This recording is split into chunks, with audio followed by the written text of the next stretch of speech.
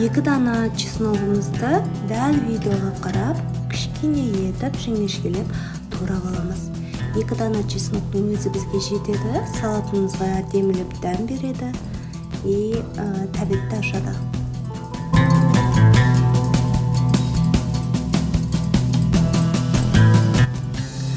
Сосын бізге дәмдеуіштер қажет болады.